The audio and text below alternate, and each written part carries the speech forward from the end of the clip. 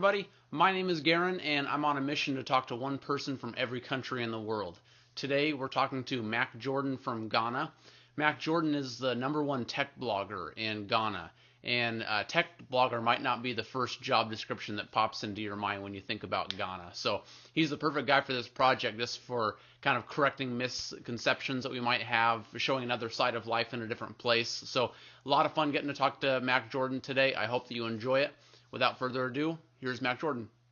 Thanks a bunch, Mac Jordan, for taking the time to talk to me. I'm excited to talk to you because, and you can tell us just in a second maybe a bit about your work and what you do, but, you know, in America, and I bet after living in California, you can attest to this, a lot of people have this idea of Africa as like, that's where all of our secondhand t-shirts go, you know, and you know, we need to buy a pair of shoes and give you a pair of shoes for free, but that's not the reality of Africa today. There's so much potential and things are happening and it's growing, and that's not a side that we necessarily hear a lot about in America. So I know a lot have been said about Africa. Africa have been described in so many ways. Some of which might be the dark, hopeless, primitive continent that refuses to be civilized. The most undemocratic place on the planet Earth, war-torn, haven for strong men, disease, famine, hunger, poverty, HIV/AIDS, and most importantly, lately we started realizing people start using the keyword Africa Rising. So all of a sudden we are moving from a hopeless country, a hopeless continent to a rising economy. So I don't know where this whole motive is coming from, but I can tell you for a fact that a whole lot is happening in Africa that in the next couple of years to come, if you're not in Africa, if you're not investing in Africa, I'm pretty sure you end up, asking yourself, have I known or had I known or something. Not to take you back. I was just done preparing a presentation for my next talk, which is in a couple of days, and it basically focuses on telling the African story, telling how technology is changing the face of Africa. I just want to share a little phrase from there. Typically, narratives about Africa have been shaped by non-Africans and not being particularly complimentary, whether through images of emaciated children fending off flies from their faces or stories of wild-eye assaults rifle thwarting warlords. Africa, for many, has become synonymous with poverty, hopelessness, and a whole lot. But in recent years, these stereotypes have been increasingly challenged by proponents of new narratives, one that seek to reclaim Africa's agency and emphasis on the continent's positive trends. Why am I saying this? People like myself and a couple of others across Africa are using what we call new media, internet, social media to change this whole conversation. Just like me having a conversation with you today, I'm about to actually tell you more about what is happening in Africa than what you already know, what you might not know already, because one, you've not been here, all you probably know about Africa is through some form of medium, but you don't have a first-hand information about what exactly is happening in Africa. I'm not speaking for Africa, but I'm speaking because I live in Africa and I know the stories coming from Africa. Mm-hmm. There's growth, there's significant growth happening on the continent as I'm talking to you. I cannot measure it, but I see a middle class of about 300 million middle class growing each day. And that alone means there's business, there's investment, there's opportunity, there's a chance that anything you start here, be it mobile, be it tech, be it trade, whatever, I'm pretty sure whatever anybody starts today with the backing and good idea, it should be able to grow and actually project to a new life. So yeah, there's a whole lot happening in Africa that if I want to list them, I cannot. Even in my presentation, I'm supposed to limit it to 50 pages, but I can't because there's a whole lot to talk about. So I ended up jumping to 60 pages. So that should tell you I cannot leave some of the stuff and yeah. Well, I mean, this might be even a difficult question in light of what you just said, but without listing everything, like, can you give us just a couple things, like maybe one project or one business that really has you excited right now that you can say, man, check out what's coming out of Ghana or Africa? Okay, so last year, Ghana. I mean, I'm from Ghana, Mm-hmm. and I blog about Ghana, I blog about Africa. So Ghana went to the polls. We had a general election, which was a very tough one. And the first time in the history of this country, we used social media to monitor the elections. We had a project called Ghana Decides. Mm-hmm. So Ghana Decides was a project we ran. It was basically to, sorry. I'll put a link to that in the bottom of the video so people can check that out. Yeah, sure. So Ghana Decide was more of developing a better informed electorate for a free, fair, and a safe 2012 election using the collaborative platform of social media platforms. So we're talking about Facebook, Twitter, YouTube, an interactive map.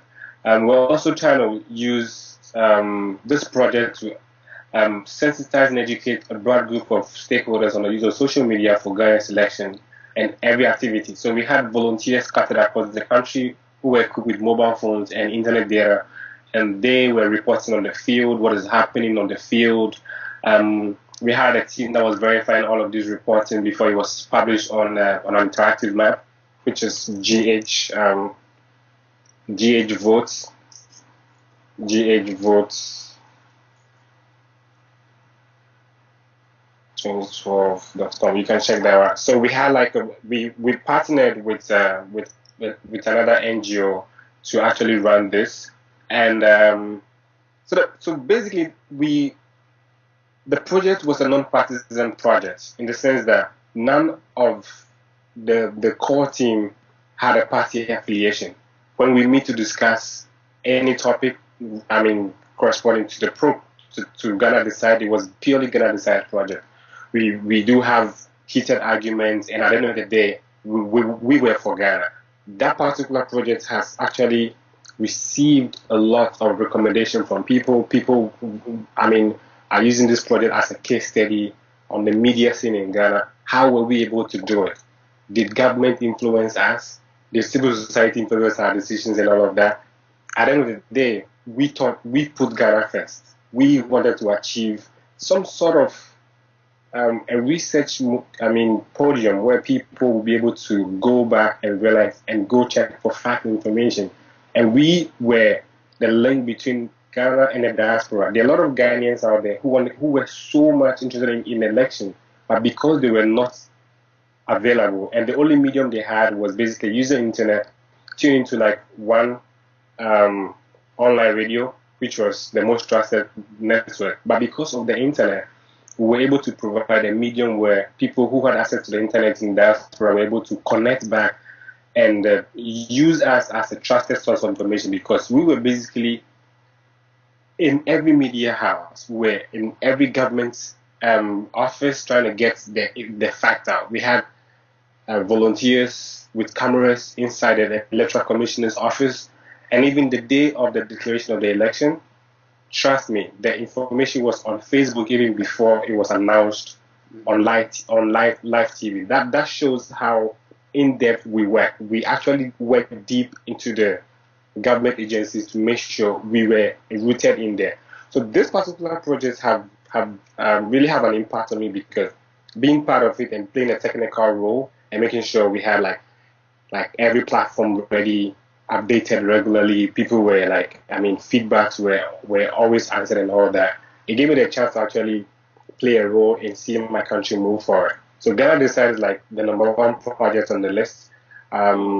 We are still working behind the scene to actually run it from behind the scene. Yeah. The next project that is about to hit the road is something we're talking about. Holding our leaders accountable. So we're trying to have a platform. I'm sure interested in for here in America. So it's a platform which is basically trying to be a bridge between the masses who don't have access to their legislators. So there are a lot of people in Ghana who don't even know about the people they voted into power and who are even representing them in parliament and all of that. So this platform is actually generating content from the conversation in parliament and putting it online so that you, the individual, and you, the voter, will be able to tell whether your member of parliament is doing well and whether he should be retained for your next vote or something. So it's more of, it helps you to make the best decision for the next time. I mean, they are coming back to request for your vote and all of that. It's a project being run by Blogging Ghana, the mother campaign, the mother organization for Ghana Decides, and we hope to be able to like get in touch with all of these members of parliament, interact with them, and find out their thoughts about social issues, and if they're able to answer those questions very well, fine, and also implement very good policies and laws on social issues too. Yeah. Mm-hmm. I mean, that's so exciting. Just the other day, I was talking to a lady who's big in the entrepreneurship community in my city, and we were talking about how, I don't know if this is like an American thing or if it's just everywhere in the world today, but I feel like a lot of the ideas that I hear about are very like superficial. You know, it's like, oh, well, we're going to have this daily deal site where you get a coupon for a local business and it has a GPS thing on it, and it's all Groupon. Yeah, well, it's all just variations of the same thing. It's like, oh, well, it's Groupon plus Twitter, but minus, and it's all just like, you know, the same. I don't know. It doesn't really inspire me. It doesn't get me really excited. It doesn't, what I feel like, fix important issues.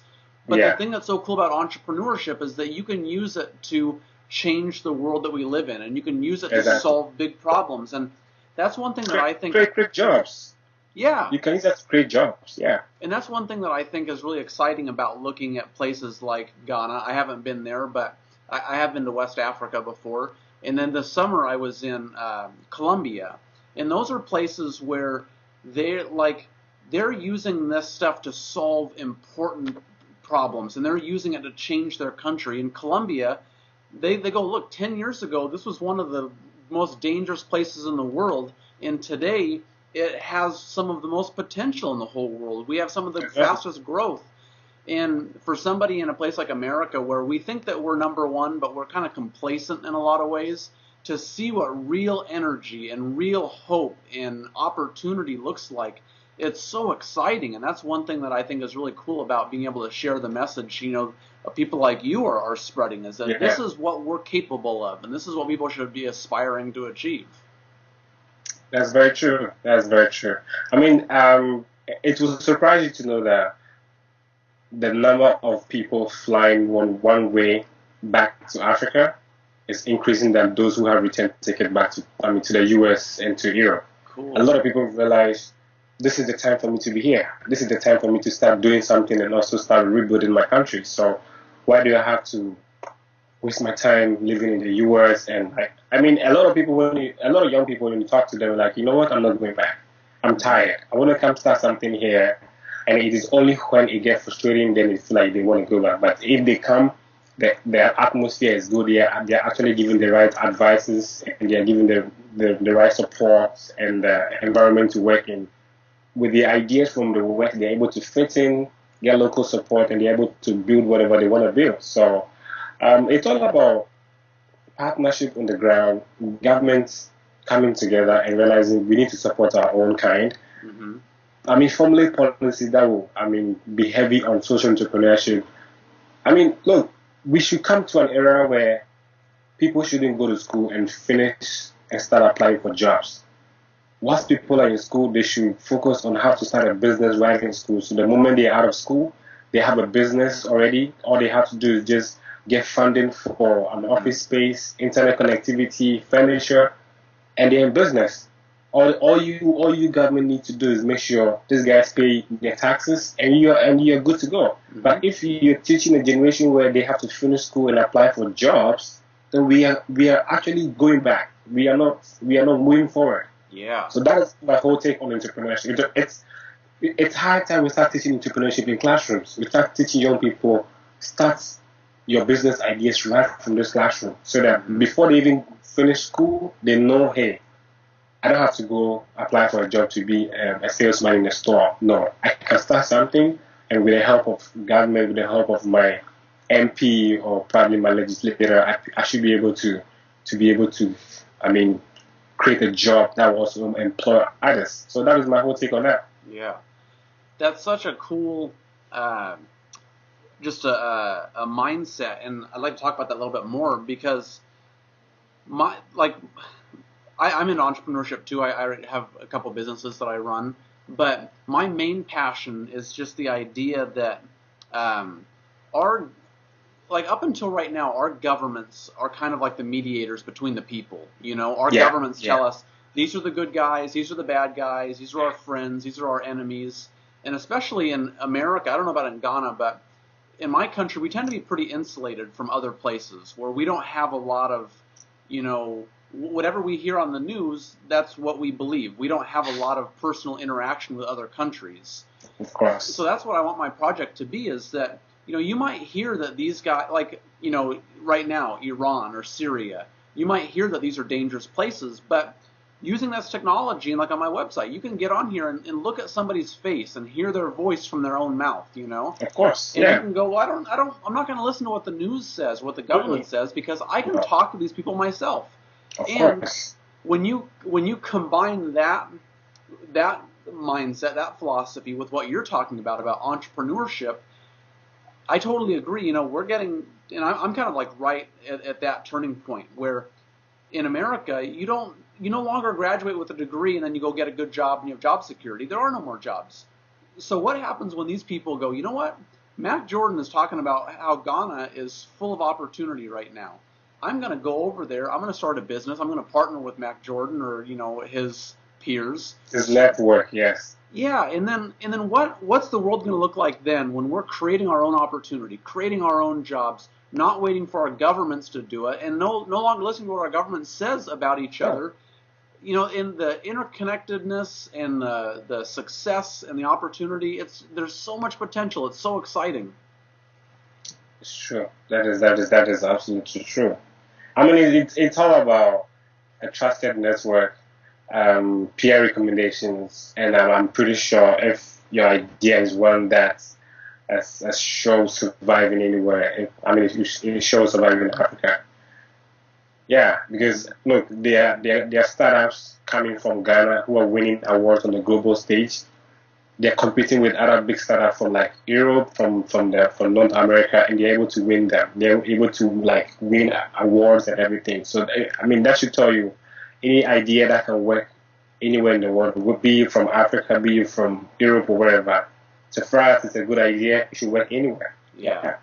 Are there people coming to, you're talking about the diaspora coming back to Ghana, but are there a lot of foreigners and expats and stuff coming in? A lot of foreigners are coming in, a lot of retailees are coming in, a lot of investors are coming in.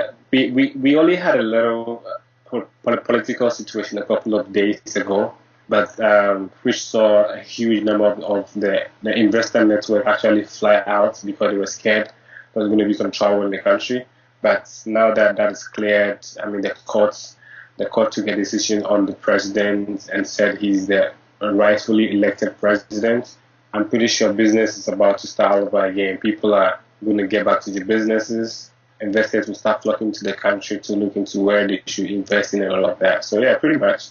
Cool. We are on the right track. We're on the right track. Yeah.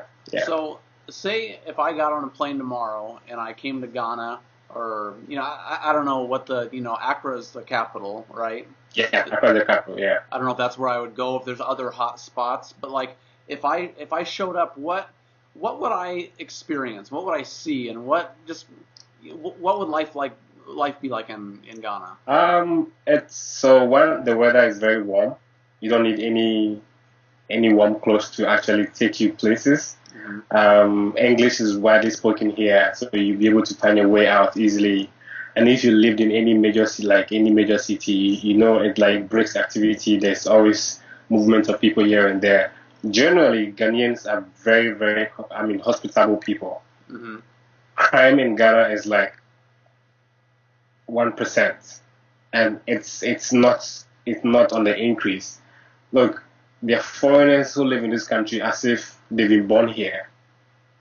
They go out late in the night, come back late in the night. They walk on the streets at any time. Nobody get attacked. I mean, it's all about you being at the right place at the right time and being in the right company. That is how I see it.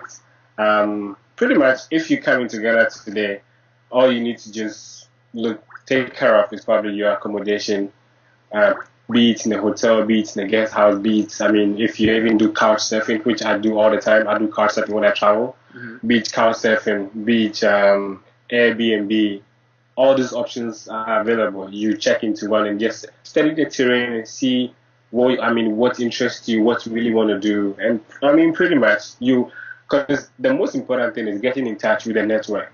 So there's the blogger network, the developer network, there's a whole lot of network that exists, but members overlap each of these networks. So you can find me being a member of all the networks because people feel like I should be part of the networks, which is fine with me. I don't have a problem with that.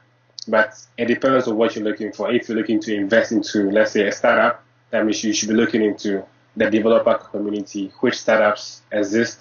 Maybe you could organize a pitch competition, the pitch to like a jury, and then the best startups actually present, and whoever wins the competition gets your backing. You invest into them and mentor them, connect them with VCs, connect them with other startups in San Francisco, New York, whatever. You grow their business, and you also grow your money. That is how I believe in all of these. Mm-hmm. So if you're hoping on a plane coming to Accra tomorrow, those are the keywords. Yeah, cool. Yeah. I'm trying to look for an article that we did with some guys from Canada. They came to Ghana for an interview session with us. It basically highlighted like the entrepreneur and the diaspora scene in Ghana. Mm-hmm. So you should be able to like grab a lot of information from there. Okay, cool. Trying to look for that. Yeah, it's right here. Then decide come on. I'd be interested also to learn about the people in Ghana because I spent a couple months in Mali in 2007, and I didn't travel outside of Mali. I was only there. Were you a Peace Corps volunteer? No, I was with a group called YWAM, Youth with a Mission. It's like a Christian volunteer thing, and it couldn't have been further from what we're talking about right now. You know, I helped build a house and like did these volunteer stuff. It was great, but it wasn't like it was more of like a humanitarian thing than like entrepreneurship. So I'd like to come back someday and do that side of things. But the thing that I loved the most about Mali was just the people. The people were so awesome, just kind-hearted, and I just sent you the link to the article. So if you probably after this you can just take a look. Yeah, I'll check it out, and then I'll put that in the description, too. Yeah. And where I was working, too, there was a lot of foreigners, too. There were people from Burkina Faso. There were a lot of Ivoirians. They were my favorite. The Ivoirians were all so funny, but for me, that was just the best part was the people. So, of course. Are there any kind of, like, I don't like getting into the stereotypes, but any kind of things that are unique about people in Ghana or... Well, so there's one thing that's very common between Ghana and like other countries. We have the regional integration going on. So we have the ECOWAS. The ECOWAS stands for the Economic Community of the West African States, which includes 15 African countries. So there's movement of people. Free movement of people between these 15 countries. So I can just take my passport, travel to Nigeria without a visa. Travel to Togo, Benin, Cote d'Ivoire, whatever, without a visa. The only problem you might have is French. If you don't speak French, you might find yourself in some little trouble. But Ghana is surrounded by 3 French-speaking countries. So we have Ivory Coast to the left, Ivory Coast to the east, Burkina Faso to the north, and Togo, Benin to the west. So that pretty much sums up why we're stuck in the middle. But most of these countries, I would say they are very Islamic focused, but Ghana is strictly like Christianity is like the major religion practiced in Ghana, followed by the Islamic religion and probably the traditional or the African religion. So it all depends on where you find yourself. If I find myself in Mali today, I know how best I'm going to integrate myself into a community, be it the Muslim, be it the African one. The most important thing is you speaking a language you understand, and probably that should be fine. In Ghana, we are divided into like different ethnic groups and languages. I speak four Ghanaian languages. Oh, Yeah, I speak four Ghanaian languages. I speak Russian because I study in Ukraine. I speak a little bit of Ukrainian, speak a little bit of French, so I pretty much know my way about. I'm learning German, which is very very difficult, but all the same I'm going to try. Yeah, so the southern zone of the country, I mean the commonest language in Ghana is the Akan language. It is widely spoken. It is like spoken everywhere you go in Ghana. That I would say is like the English of Ghana. But Ghana's official language is English. So everywhere you go, you speak English, people understand you, get back at you. But when it comes to the local side, it's more of the Akan language, and the Akan language have different sects. They have different dialects. So we have the Fanti, we have the Kropong. Like it's different. The more you go further, the more different it gets. I'm lucky to speak all of these languages, so anywhere I find myself, I should be able to like survive. Yeah, pretty much. And in Ghana, people are very nice. People are very hospitable, irrespective of your ethnic background. If you're in need of assistance, help, whatever, people are, available to assist you, help you out, and you will not get that anywhere. You will not get this feeling that I'm talking about. It is only when you are here that you experience this. I have friends who work in the U.S. embassies, most of the embassies, and you see them out late in the evening partying, having fun, and don't care about security because we are fun-loving people. Look, it's very difficult to see two people fighting on the streets. It's never possible. Like, it's difficult. Mugging, zero. Armed robbery been on the increase a while, but with the heavy security in town, deployment in most major cities, I can assure you that armed robbery is pretty like on the low right now. But it's the most important issue for us now is corruption. Corruption is high on the increase, and we're trying to find ways of using technology to actually break corruption down. So those are the key areas we're trying to look into right now. But aside that, yeah, pretty much. Just like you were just saying about those two projects about Ghana Decides, and like you said, you're using technology to solve some of those problems. Yeah. Neat. Sounds like a cool place. What about the beach? Do you have good beaches there? Of course. To the south of Ghana is the Atlantic Ocean. So from the border town of Togo to the border town of Ivory Coast, you have like a lot of beaches scattered around the side. So it's all up to you. If you're a beach person, you sure find some company at the beach to hang out. Yeah. Yeah, that sounds so nice. Yeah, I actually have a friend in Portland. Oh yeah? His name is Mark Grimes. Maybe, I don't know. Just Google him. I know him. He's the guy from Nedspace. Yeah, Nedspace. Yeah. Yes. I haven't met him personally, but just last week I was talking to that lady from the Entrepreneurship group, and she told me you have to talk to Mark Grimes. So I tweeted him, and I'm going to go to an event at his place next week. I met my Grimes in Ghana and in Nairobi for Make Cafe Africa, and we became like cool buddies. He was looking into investing into Ghana, but I don't know what happened. He changed his mind, and but he's an awesome person. Just make time. Just reach out to him. I'm sure you guys will have a good conversation. Cool. He'll probably tell you more about Ghana from his perspective. Even though he's been here for a few times, you should be able to tell you more about Ghana from his side. Yeah. Nice. Well, I'll send him a message. I'll tell him, hey, I'm going to meet you next week, and I just met Mac Jordan. So, Of course, of course. isn't this Yeah, crazy? Here we are. Here we're talking on opposite ends of the world on this technology, and then you I introduced me know, to some guy that lives up but the street. that's how funny it was. Yeah, Yeah, yeah, yeah. Cool, cool, that's cool, neat. cool. So you just started to tell me a little bit at the beginning of our conversation about the trip that you got back from. Could you? And I didn't quite catch everything that you were saying. Can you tell me more about where you were and what you were Well, doing? so I run this social media consultancy where I help um, young small organizations actually strategize their communication and social media and branding. So I had a couple of clients in the western side of the country, and I had to visit them to just help them out with some strategy on like using social media very well and responding to, customer feedback, and also, getting some creative ideas done for branding and all of that. So I spent a couple of days with them. Got back into town um, last week Friday. Mm-hmm. Yeah, I just been like trying to put a lot of effort into this new presentation and just head out again. So yeah, pretty much my life is on the road.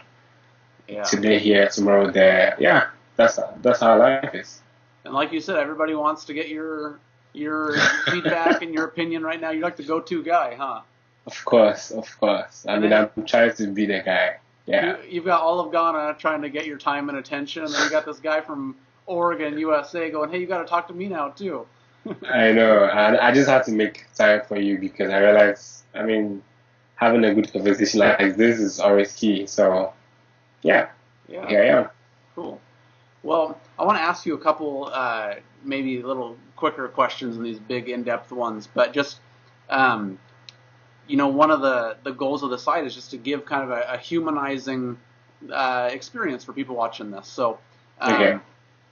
what's a big dream that you have in your life?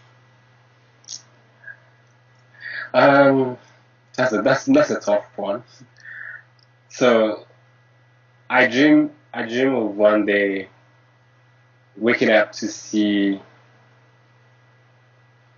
corruption not being available, where there's like transparency, there's trust among everybody, and be it Africa, be it wherever. I want to wake up one day and also realize, okay, I can be able to do everything I want to do without any harassment from anybody. I want to be a media mogul one day, have an empire in Africa, be it wherever. Also, to just talk about African issues with African people. So that the goal is to spread the African message. Wide. I don't want to wake up every day listening to BBC and CNN and getting distorted information and everything. I want to be able to listen to African media presented from Africa. Yeah. Cool. So that is like my ultimate goal, to be able to have an African powerhouse talking about African issues by the Africans, not calling somebody in the US to give us an opinion on South Africa. Rubbish. And Africans should be able to do that better. Yeah, for sure. Yeah, yeah. And then yeah. vice versa for us too. It's like why do I turn on the TV and I see some pasty white American dude telling me what is going on in Ghana? It's like, I don't want your opinion. I want to talk to Mac Jordan. He can tell me what's going on in Ghana. Of course. Yeah. Of course. Yeah. And I was happy when I had Al Jazeera open a branch in Washington DC, but I doubt it's going to survive because anyway, that's a different topic. the corruption thing is a big thing for me too, because so I don't know if you guys are hearing about it, but right now we're talking a lot about the war going on in Syria. Yeah, and it's very heavy. There are people, protesting, demonstrating at the U.S. Embassy daily in Accra. People are not happy about the decision for Obama to go to war in Syria, and I don't know. I don't know what the war is for. Here the same thing. We're so outspoken. I think 99 point something % of people in America are completely against it. And everybody's been calling our representatives and emailing, and everybody is saying no. And our representatives are telling us, we might not listen to you because we know what's best. And we're like, that's not the way that democracy works, you know? Democracy is a government by the people, for the people, and it should be for the people. Yeah. It's not a government by you, the legislator, and not for the people. Yeah. Sometimes I just don't get this whole rubbish, but... Yeah. So I share your dream too. Everything you said. I hope that one day I can wake up and we make the decisions for our own lives, and there's no corruption. Hopefully one day America will be democratic too. Exactly. I mean, let's all pray for same. Yeah. Yeah. And that's the encouraging thing, though, is that we're all working for the same thing, you know? So if we can realize that we're on the same team, we can help each other, and then we'll... Exactly. Yeah, make it happen. Yeah. That's true. That's true. What's something that brings you joy and happiness in your life? Internet. Internet and my family. I'm a very family-oriented person. My grandmother is the most important person in my life because she's made me who I am today. So I tend to celebrate her at any given time, any given day. I'm always on the phone with her before I travel. Whenever I get to my destination, I give her a call just to make sure she's fine and everything. Yeah, family is like the most important thing. And if I'm not online in any day, in any hour, I feel like something is missing out. So I need to have access to the internet every single minute. And I can't live without internet. I cannot. That's what allows us to have an impact. Yeah. So if I'm being invited somewhere and there's no internet access, I might refuse the offer because I need to stay connected to the rest of the world. Yeah. Yeah. What's something that is unique about your country, or something that you're proud of your country that you'd like people to know about? I'm proud of Ghana because of how far we've come in terms of democracy. Ghana has shown once again that we are the beacon of democracy in Africa. We nearly went overboard. We nearly experienced civil action, but because of good leadership, because of the belief we have in this country, we didn't even tip overboard. Mm-hmm. So Ghana being the leader of democracy in Africa is a big example, and I feel everybody should know about this. Cool. Yeah. That's neat. So I have one last question that I ask everybody, but before I do, are there any things that we haven't covered that we need to talk about Ghana or your work, or I don't know, just something that people need to know about? Well, just the usual me. My name is Mark Jordan Degajo. I'm a Ghanaian blogger. I live in Ghana, but I've traveled to 37 countries in the world and still counting. And I want to see Africa better in the coming years. Mm-hmm. Yeah. Cool. Well, the question that I always ask, I think that you might have just answered, but so feel free to use that. But I always ask everybody, if you had the opportunity to share one message with everybody in the world, if you got to get up on your soapbox and everybody lend you their ears, what message would you tell people? That message would be, I hope one day Africa will become the best destination for everybody. Mm-hmm. Africa will be the go-to place for everything. Mm-hmm. And I see it happening. Yeah. For sure. And I think that kind of what we keep coming back to this in this conversation, but for me, being someone that's kind of more politically minded, but then also just the business entrepreneurship side of things, we're seeing boundaries and borders being erased. Exactly. Yeah. And so I think that, by the time our kids are going to college and graduating, and like you said, whether it be looking for jobs or starting their own businesses, they're not going to be like, oh, why would I leave America? It'll be normal. Of course I'm going to go to Ghana and do exactly. Business. Yeah. Yeah. So the quicker we realize that now, and us, our generation, are doing it. The better. Yeah. And then, like you said, rather than being the ones going, hey, why didn't I know about that? Versus the ones that said, hey, I took advantage of it and now I'm counting the money. Of course, counting the Lucci, the Moolah. Yeah.